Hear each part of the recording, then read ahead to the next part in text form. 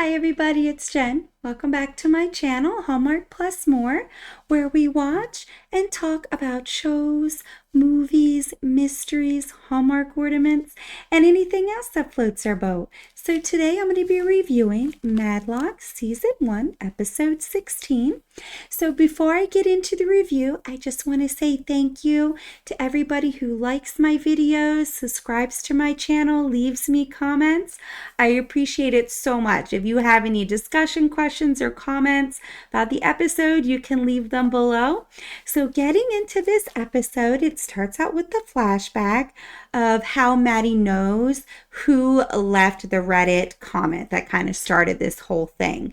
And it's Emma Lynn, I hope I'm saying that right, Emma Lynn, who works at Johnson and Moore. So you kind of see that throughout. So as you're seeing the case, you're also seeing like Edwin and Maddie trying to get more information. So when Maddie talks to her, all she really says is the timeline is not correct. So they really don't know why. And then Emmeline kind of just cuts them off, right? If they're not going to show up because she's kind of doing this through her phone. So they're kind of thinking of a plan. What are they going to do? What does she mean by the timeline is different? Does that mean that Olympia is still in the mix? Because remember, she kind of eliminated Olympia. So now she's kind of keeping all three of them, Senior, Olympia, and Jillian, in the mix of who was behind hiding or destroying the missing documents. So going into the case, you see Olympia come into the office and everybody's kind of looking at her and she's like, okay, what happened? So Elijah tells her that the board is not happy with her. So now she's thinking, okay, I gotta like do something to win them over.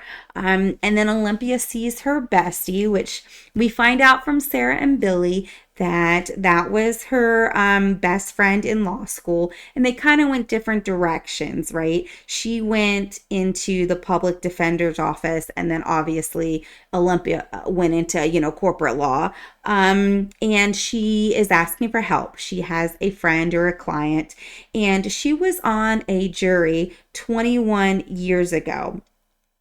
And the man is in prison basically for a murder he didn't commit. So this is a different case that they don't normally handle, right? This is a little bit unique. So she's coming forward and saying, hey, I was one of the 12 jurors. We convicted a man committing murder, and it was 21 years ago. I didn't think he did it. I thought there was still kind of reason for doubt, but she said during the deliberation, she was really the only one trying to analyze the evidence. So a woman was killed, and apparently before she was killed, the killer ate caviar on a spoon or something. There was some kind of trail. And so they're like, well, why would, this man do it? He had a 9-minute window. He was the doorman, and he was accused of killing her. Her name was Linda Gallo.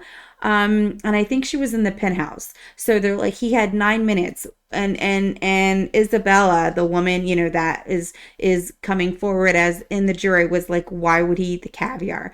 But in deliberation, Dale was the foreman, and they kind of bullied her and kind of harassed her. At one point, Isabella told Olympia, Dale took away my chair. He wouldn't even let me sit. They made me stand. They were all yelling at me. And they kind of bullied her to cave in. They were yelling at her. You don't care. He's guilty. You just want to have a free meal on the government, and like terrible things, which, I mean, it's just mean. So I feel like Isabella was bullied into saying he was guilty. And Olympia was like, why did you wait 21 years? Or even Maddie. And she's like, well, he kept having appeals, and I just assumed, he would win his appeal because he was innocent. But now that all the appeals are exhausted, I feel bad, because I don't think he did it. So now Olympia has to do some kind of work around, don't know what, but she's got to find something to kind of, because there's no more appeals. So at first, Maddie was a little frustrated that you waited this long, but as the episode goes along, Maddie kind of says, okay, I understand. You were in a situation where you kind of felt helpless. You were, a woman who was kind of being bullied and caved. I mean, they took your chair away, which that's terrible. And yelled and bullied and said you were there for the free food. And I mean, that's just terrible. So I can imagine being in that situation, and it was scary. I'm glad she's speaking up now, though. But so, Olympia figures out that's her way in. We're going to use your trauma in the jury room. That's how we're going to be able to, work on the case. And Olympia is in the courtroom, and she is awesome. The actress that plays her, I can't say how much I love her enough. She is amazing as Olympia. And she, of course, has the other lawyer playing in her hand, eating right out of her hand, and says something, and the other lawyer says that, and you can see a little smile in the corner of her mouth because she's like, okay, that's what I thought they would say. And that's what I wanted them to say. So the judge gives them 48 hours to look into Eugene's case. Eugene, or Gene, is the gentleman that's behind bars. So it turns out that the police interviewed 3 tenants, but only 2 went up on the stand. So, of course, they're like, well, why didn't they bring the 3rd one up, right? So they go to interview her in 6C, and basically she says, well, don't you have the police statement? And they're like, no. So she basically tells them everything. She said she actually heard Linda argue with her grandson. Roger, and it was the day before she died. Linda was saying her grandson's like a deadbeat, always wanting Linda's money. The estate is worth 6 figures, and Roger is 6 foot tall. So apparently, Gene, or Eugene, the man in prison, is nowhere near 6 feet. He's like 5 or 6 inches shorter than that. So to me, that's a huge red flag. But apparently, the eyewitnesses are sticking to their story. But Roger, the grandson, is the right height for the killer. So his alibi for the night was never checked because they never went after, the lead of her in 6C, which is really sad. I guess they just thought, the doorman did it and had proof, or an eyewitness, and didn't follow all the leads. So they go to talk to Roger, and now remember, this is a 6-figure estate 21 years later, so he's got plenty of money. And they're talking to him, and they kind of take his sandwich without him looking to kind of test for DNA. Because remember, I was telling you the spoon and the caviar. So you're like, okay, they're kind of setting it up, so that's going to be it, right? But it comes back that it's not him. So, he looked like a good fit for the murder, a great motive, but the saliva comes back that it's not them. And Olympia goes to see the other lawyer to the ADA park, and kind of wants her to, or I'm sorry, she wants him to help. And he pretty much says that he can't, but then later on he comes back and says, I did test the spoon and it's not Roger. However, he does tell them that there was a match in the system. So even though it wasn't Roger, the evidence from the spoon matched another man, who was a felon and convicted felon. He died in jail 6 years ago for robbery. So the way he did it was he would work a catering job, and in high profile places, rich families, and he would work catering for them at these expensive parties, and then he would come back and rob the place. So we did find out that Linda was supposed to be away for the weekend, and she came back early. So that fits right on in with this guy, right? Because he's casing the place when he caters. He comes back later and robs them. And in this instance, Linda came back early, unexpected, must have, caught him off guard, and he killed her. So even though they kind of set you up that it could be Roger, the grandson, testing the spoon did help solve the case. They did find the killer. He had already died, but, everything that he was in jail for, the robbery, kind of lines up with how it went down. So, they definitely I don't want to say a happy ending. I'm glad the man got out of prison. But Gene spent 21 years in prison. So, I'm glad the juror came forward, and I understand she was kind of shamed for giving a guilty verdict. And I'm just so glad he's able to get out.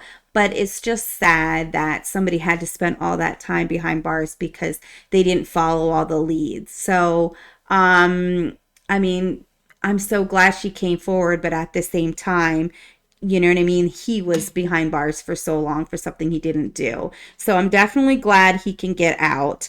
And the whole time, kind of like while this case is going on, remember Sarah is kind of like her protege, right? Like, mentor Olympia. So, somebody comes in, and says, "Oh, this is the Johnson case." And Sarah was like, "I don't know a Johnson case, but I can look into it." And Olympia was like, "No, I got this." So now Sarah's like, panicked. I know all of her cases. I keep spreadsheets, what's open, what's pending, what's closed. I don't know anything about the Johnson case. So they're all thinking, mainly Sarah, but now she's getting Billy and Maddie to think that too, that she might go to the public defender's office. That's where her bestie is. If the partner committee or the board isn't happy with her, they're thinking she might leave the law firm if she loses, and she's talking to her friend, and maybe the Johnson case is like her first case with the public defender's office. So they asked Maddie to ask Olympia, and Olympia lies and was like, "Yeah, I'm considering it." And you find out at the end that the Johnson case is Maddie. So if you've seen my videos, you've seen even from the very beginning, there's always a twist at the end of every episode, even if it's just a small little twist.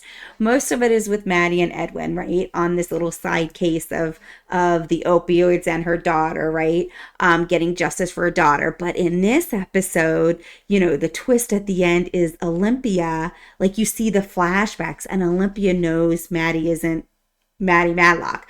In the episode where her grandson comes and he leaves his wallet in Olympia's office, Olympia, you see a flashback that she sees the last name of Alfie. So you're like, okay, she knows the last name. Then in court, when you see a scene where Olympia sees their sister come in. So she researches the license plate of the limo, or the Lincoln Town Car, whatever Maddie uses, and she's tracking all that. So remember, Maddie gets on a bus and she only goes like one stop on the bus because it's just for show. Then she gets in her car and goes to her rich mansion she lives in. So that is interesting too, because Olympia has that license plate. So I'm like, okay, she's waiting for her when she gets off the bus. So she gets off the bus and Olympia's there and she's like, "I know the Johnson case is you." And it's it's like a cringe moment, like, oh my gosh, what's gonna happen, right? So she kind of says, like, "Who are you, Maddie Madlock?" And kind of catches her, like, she's getting off the bus, but like I say, it's kind of for show, so it's one stop. But she knew, Olympia knew to be at that stop, so she must have known where the car was, because remember, she got the license plate from when her sister was in court. So next week, the previews for next week, I'm so excited for this. You see Maddie say to Olympia, "It's all about my daughter." So now I'm like, okay, how much is she confessing? Because remember, at the beginning of the episode, Maddie and Edwin were like, okay, they're all three suspects. Well, throughout the episode, they kind of go through the alibis, and Edwin and Maddie kind of confirm that Olympia was in court all day. They find out the timeline doesn't add up, refers to a fire drill that happened. And everybody left the building. So that would make the doors, accessible to everybody. But Olympia was in court. So I think they're going to explore that a little bit. Like, even though they say she was in court, I still feel like they need to get the records and double check. But they're kind of taking Olympia off of the list for now again, right? They took her off, put her back on, and I feel like they're taking her back off. But now that she knows, or at least knows that Maddie's keeping a secret, she tells Olympia it's about my daughter. And then you see a scene with Olympia saying, I am your judge, I am your jury. I decide. And she's in a locked room with Maddie. So it looks like a file room or something. So I am very curious for next episode because I want to see what's going to happen. I love this series. I love Kathy Bates. She's just amazing. And the actress that plays Olympia, everybody in this show is amazing. But I'm very excited to see what happens. So I hope you liked my review. I hope you enjoyed the episode. And until next week, I will see you then. Bye.